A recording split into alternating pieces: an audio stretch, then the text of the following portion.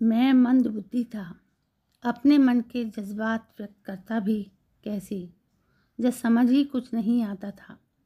लोगों की तिरस्कृत नज़रों को झेलता हुआ मैं अब बस दूसरों के हाथों की कठपुतली मात्र रह गया था। पिता की गलतियों के कारण ही मैं मंदबुद्धि बालक पैदा हुआ। जब मैं माँ के गर्भ में था तो मेरी माँ को भरपूर खाना नहीं मिलता था। उनको मेरा पिता ये कहकर मानसिक यंत्रणा देते थे कि उनकी जन्म पत्री में लिखा है कि उनका पहला बच्चा नहीं बचेगा। वो बच्चा मैं हूँ जो 35 वर्षगांठ बिना किसी समारोह के मना चुका है। पैदा होने के बाद मैं पीलिया रोग से ग्रसित था, लेकिन मेरा इलाज नहीं करवाया गया। मेरी माँ बहुत ही सीधी थी। मेरे पापा उनको पैसे नहीं देते थे कि वे अपनी मर्जी से मेरे लिए कुछ कर सकें। सब कुछ सहते हुए वे अंदर से घुटती रहती थी। वो ज़माना ही ऐसा था जब लड़कियां शादी के बाद अपनी ससुराल से अर्थी में ही निकलती थी। मायके वाले साथ नहीं देते थे। मेरी नानी मेरी माँ को दुखी देखकर परेशान रहती थी, लेकिन परिवार के अन्य लोगों का सहयोग न मिलने के कारण कुछ नहीं कर पाई। मैं 2 साल का हो गया था, लेकिन ना बोलता था ना चलता था, बस घुटनों चलता था। मेरी माँ पल पल मेरा ध्यान रखती थी और हर समय मुझे गोदी में लिए रहती थी। शायद वो जीवन भर का प्यार 2 साल में ही देना चाहती थी।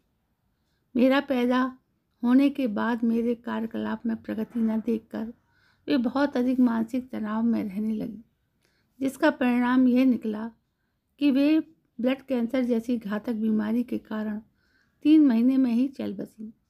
लेकिन मैं मंदबुद्धि बालक और उम्र भी कम होने के कारण समझ ही नहीं पाया अपने जीवन में आए इस भूचाल को। सूनी आंखों से माँ को ढूंढ तो रहा था, लेकिन मुझे किसी से पूछने के लिए शब्दों का ज्ञान ही नहीं था। मुझे अच्छी तरह याद है जब मेरी माँ का क्रियाकर्म कर मेरे पापा और नाना दिल्ली लौटे तो मुझे एक बार तो उन्होंने गोद में लिया, लेकिन मेरी कुछ भी प्रतिक्रिया न देखकर किसी ने भी मेरी परवाह नहीं की। बस मेरी नानी ने मुझे अपने से बहुत देर तक चिपटाए रखा। मेरे पापा तो एक बार भी मुझसे मिलने नहीं आए। माँ ने अंतिम समय में मेरी जिम्मेदारी किसी को नहीं सौंपी, लेकिन मेरी नाना नानी ने मुझे अपने पास रखने का निर्णय ले लिया। उनका कहना था कि मेरी माँ की तरह मेरे पापा मुझे भी यंत्रणा देकर मार डालेंगे। वे भूले नहीं थे कि मेरी माँ ने उनको बताया था कि गलती से मेरी बाह पर गरम प्रेस नहीं गिरी थी, बल्कि मेरे पिता ने जानबूझकर मेरी बाह पर रख दी थी, जिसका निशान आज तक मेरी बाह पर है। एक बार सीढ़ी से धकेलने का प्रयास भी किया था। इसके पीछे उनकी क्या मानसिकता थी, शायद वे जन्मपत्री की बात सत्य साबित करके अपना अहम संतुष्ट करने की कोशिश कर रहे थे। वे मुझे कभी लेने भी नहीं आए। माँ की मृत्यु के 3 महीने के बाद ही उन्होंने दूसरा विवाह कर लिया। ये मेरे लिए विडंबना ही तो थी कि मुझे मेरी माँ के स्थान पर दूसरी माँ नहीं मिली, लेकिन मेरे पिता को दूसरी पत्नी मिलने में देर नहीं लगी। पिता के रहते हुए मैं अनाथ हो गया। मैं मंदबुद्धि था, इसलिए मेरे नाना नानी ने मुझे पालने में बहुत शारीरिक, मानसिक व आर्थिक कष्ट सहे। शारीरिक इसलिए कि मंदबुद्धि होने के कारण 15 साल की उम्र तक लघु और दीर्घ शंका का ज्ञान ही नहीं था। कपड़ों में ही अपने आप हो जाता था और उनको नानी को साफ करना पड़ता था। रात को बिस्तर गीला हो जाने पर नानी रात को उठकर बिस्तर बदलती थी। ढलती उम्र के कारण मेरे नाना नानी शारीरिक व मानसिक रूप से बहुत कमज़ोर हो गए थे, लेकिन मोहवश वे मेरा बहुत ध्यान रखते थे। मैं स्कूल अकेला नहीं जा पाता था, इसलिए मेरे नाना मुझे स्कूल बस तक छोड़ने जाते थे। मुझे ऐसे स्कूल में भेजा जहाँ सभी बच्चे मेरे जैसे थे। उन्होंने मानसिक कष्ट सहे, इसलिए कि मेरी मंदबुद्धि होने के कारण नाना नानी कहीं भी मुझे लेकर जाते तो लोग परिस्थितियों को नज़रअंदाज करते हुए मेरे असामान्य व्यवहार को देखकर उनको ताने देते। उससे उनका मन बहुत व्यथित होता। फिर वे मुझे कहीं भी लेकर जाने में कतराने लगे। उनके अपने बच्चों ने भी मेरे कारण उनसे बहुत दूरी बना ली थी। कई रिश्तेदारों ने तो यहाँ तक भी कह दिया कि मुझे अनाथ आश्रम में क्यों नहीं डाल देते। नाना नानी को यह सुनकर बहुत दुख होता। कई बार कोई घर आता तो नानी गीले बिस्तर को जल्दी से ढक देती, जिससे उनकी नकारात्मक प्रतिक्रिया का दंश उनको ना झेलना पड़े। मैं शारीरिक रूप से बहुत तंदुरुस्त था। दिमाग का उपयोग ना होने के कारण ताकत भी बहुत थी। अंदर ही अंदर अपनी कमी को समझते हुए सारा आक्रोश अपनी नानी पर निकालता था। कभी उनके बाल खींचता, कभी उन पर पानी डाल देता और कभी उनकी गोदी में सिर पटक कर उनको तकलीफ पहुंचाता। माता पिता के ना रहने से उनके अनुशासन के बिना मैं बहुत जिद्दी भी हो गया था। मैंने अपनी नानी को बहुत दुख दिया, लेकिन इसमें मेरी कोई गलती नहीं थी, क्योंकि मैं मंदबुद्धि बालक था। नाना नानी ने आर्थिक कष्ट सहे, इस प्रकार कि मेरा सारा खर्च मेरी पेंशनधारी नाना पर आ गया था। कहीं से भी उनको सहयोग नहीं मिलता था। उन्होंने मेरा अच्छे से अच्छे डॉक्टर से इलाज करवाने में कोई कसर नहीं छोड़ी। वैसे भी मुझे कभी किसी चीज़ की कमी महसूस नहीं होने दी। नानी मेरे भविष्य को लेकर बहुत चिंतित रहती थी और मेरे कारण मानसिक आघात सहते सहते थक कर असमय ही 65 वर्ष की उम्र में ही सदा के लिए विदा हो गई। उस समय मेरी उम्र 18 वर्ष की रही होगी। अब तक मानसिक और शारीरिक रूप से मैं काफ़ी ठीक हो गया था। अपने व्यक्तिगत कार्य करने के लिए आत्मनिर्भर हो गया था, लेकिन भावाभिव्यक्ति सही तरीके से सही भाषा में नहीं कर पाता था। टूटी फूटी और कई बार निरर्थक भाषा ही बोल पाता था। मेरे जीवन की इस दूसरी त्रासदी को भी मैं नहीं समझ पाया और ना परिवार वालों के सामने अभिव्यक्ति ही कर पाया। इसलिए नानी की मृत्यु पर आए परिवार के अन्य लोगों को मुझसे कोई सहानुभूति नहीं थी। वैसे भी अभी नाना जिंदा थे। मेरे पालन पोषण के लिए औपचारिकता पूरी करके सभी वापस लौट गए।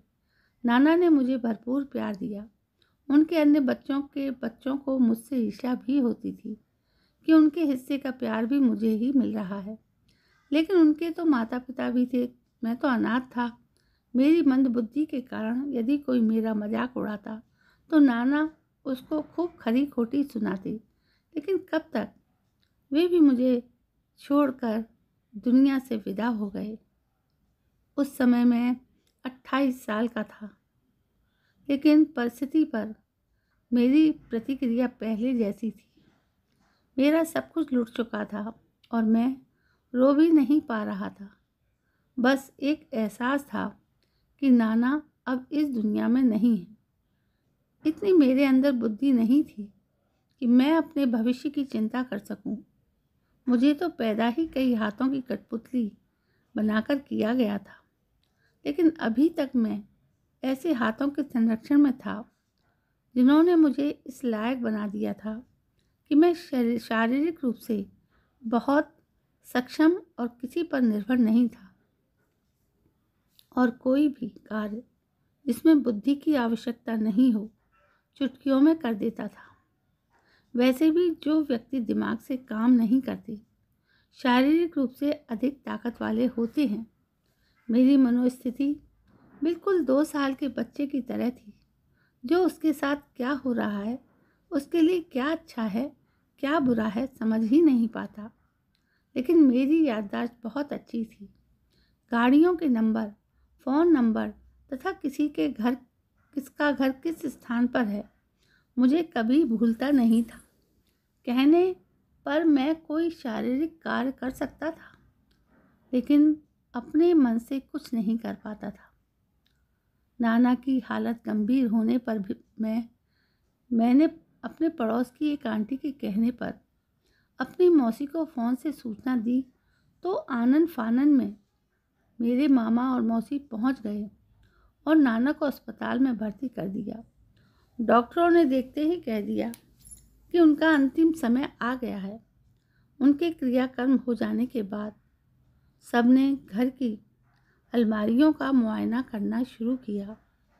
महत्वपूर्ण दस्तावेज निकाले गए। सबकी नज़र नाना के मकान पर थी। मैं मूक दर्शक बना सब देखता रहा।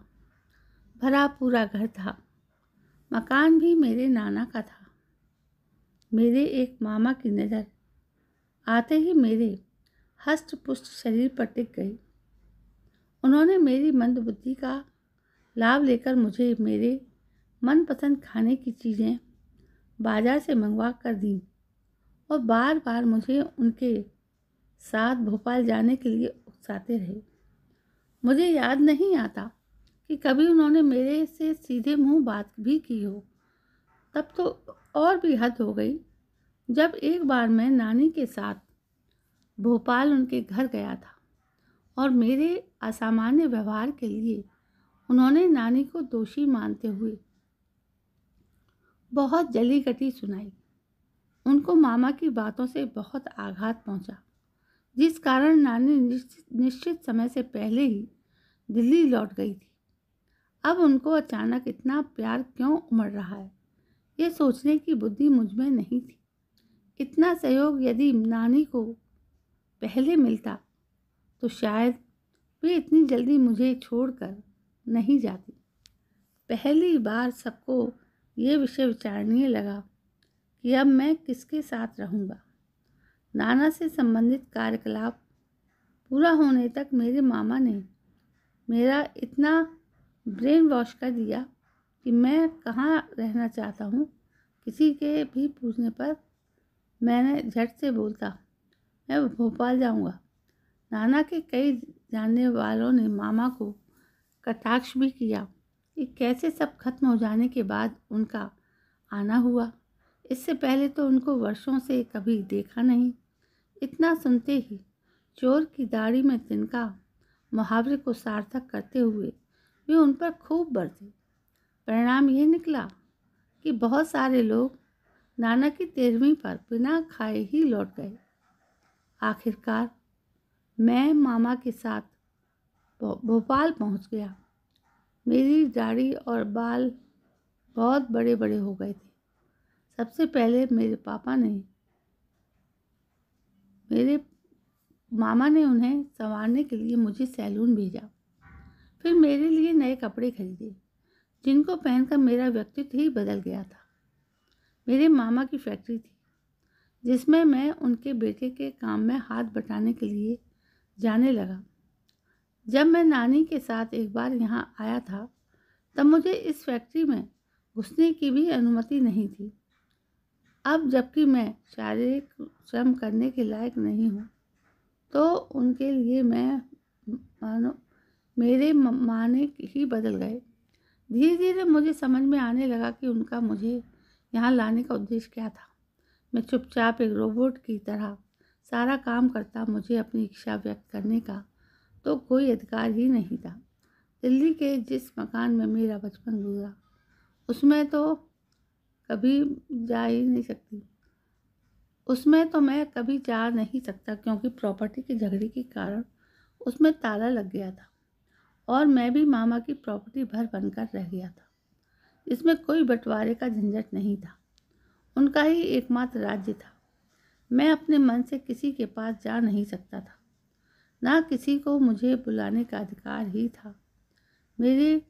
मेरा जीवन टुकड़ों में बट गया था। मेरा अपना कोई अस्तित्व नहीं। अपना आक्रोश प्रकट भी करता तो किसके सामने करता। कोई नाना नानी की तरह मेरी भावना को समझने वाला ही नहीं था। मैं तो इस लायक भी नहीं था कि अपने पिता से पूछूं कि मेरे इस प्रकार के युवक ने से बड़ी जिंदगी का उत्तरदायी कौन है। उनको क्या हक था मुझे पैदा करने का। मेरी माँ अंतिम समय में मेरे पिता की ओर इशारा करके रोते हुए मामा से कह रही थी, इसने मुझे बीमारी दी है, इसको मारो। लेकिन प्रतिक्रिया स्वरूप किसी ने कुछ नहीं किया। करते तो तब जब उनको मेरी माँ से प्यार होता। काश मुझे इतनी बुद्धि होती कि मैं अपनी माँ का बदला अपने पिता से लेता, लेकिन काश ऐसा कोई होता जो मेरा बदला जरूर लेता। जिसके पास बुद्धि है, मेरी कथा को शब्दों का जामा पहनाने वाले को धन्यवाद। कम से कम